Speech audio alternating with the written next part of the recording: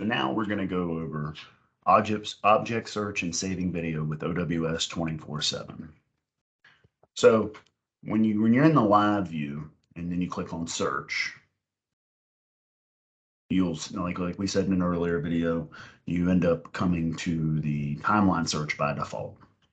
And you also have event search, thumbnail search, and you have object search. So we're going to click on object search, and it'll take us to this screen right here, and we can resize the frame of our picture to the right by dragging and dropping this bar. We can clear out everything that we have saved in here. We can pick a camera. We can pick the cook line. And now we could draw a box in here and see when something happened, but I'm going to pick on that side parking camera again. And so now I have my side parking camera, and I'm going to draw a box on the hood of this car because I want to know what time that car got here. But this is a couple things to keep in mind about the object search. Number one, this is the hardest search on the NVR because the NVR is actually doing all of the heavy lifting here and not the cloud. All the other searches, you're not causing the NVR to do the search. Now I'm changing my time to 3:35 a.m. Today to 4:35 p.m. So that's 13 hours that I'm going to be searching. So I have that window there, and now I've got a sensitivity on when there's motion, and I'm going to hit search, and the NVR at Schuleberger is going to start to think. And so anytime that there was movement inside of that box from 3:35 in the morning, and that could be a lighting change, that could be headlights sweeping across, it could actually be somebody, it's pulling up these events. And so what you do is you click on one of the events and you get this storyboard flip over here, and that tells you if that's what the event you were looking for. Obviously it's not. It was probably that light turning on as those kids are hanging out underneath, college kids hanging out underneath a motion light at Schuleberger at 3:35 in the morning. But I can just simply mouse wheel down here and go through all of these events that the system's bringing up. Where you can see right there, we're already at, what's that, 6:57 in the morning. So that car wasn't there, but the system is still cooking. So depending on the size of the NVR that you're working with and how many events there were, it depends on how long it takes to pull up. So we're going to let this go. Let's see what was happening at 6:57 in the morning. Just somebody sitting down on the side there. Looks like the sun's getting ready to come up.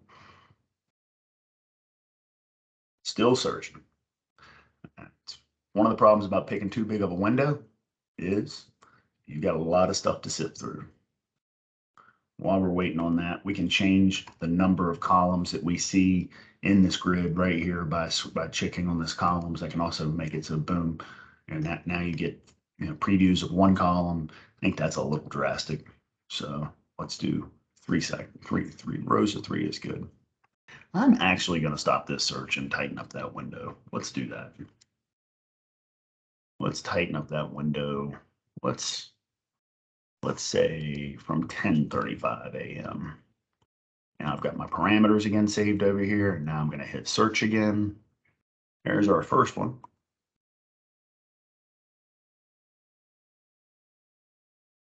So that shows that red car going in that spot. Then at 11:49, that spot's empty.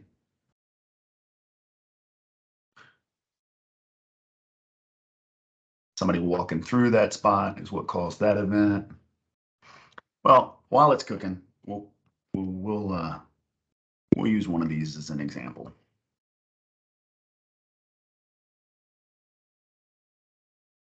So let's say we wanted to see that red car pulling out of there or pulling in there.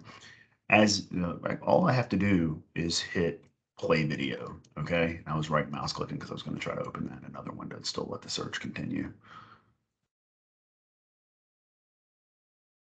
So when you click play video, it takes you directly to the timeline where the event is occurring. And then all you got to do is hit play, and you can see the car pulling out ever so slowly. There he goes.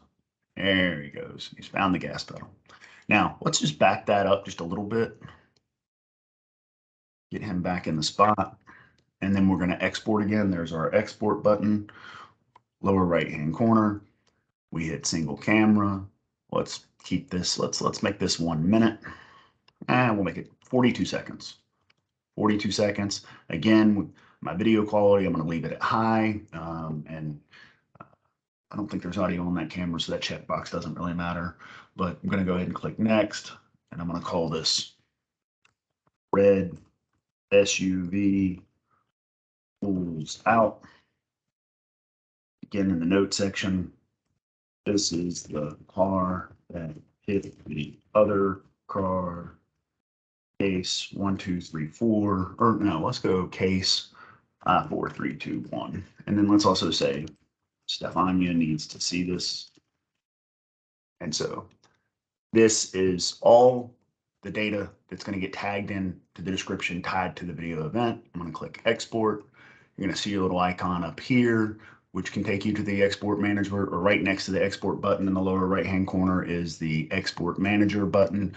You click on that, you can see that my earlier clips from the timeline and my snapshot have completed. Now this NVR at Schuleberger is sending this red car clip up to the cloud, and we can log out and go do other things, or we can go do other object searches and see what else is cooking. And actually, while we were exporting the red car, it looks like we found the white car pulling in that we were originally on the hunt for. So let's click play video. And again, it's going to take us right to the timeline. And you can see right there is where it is. So that object search continued while we were off doing video export. And that is how you do an object search and how you do export the video once you find it.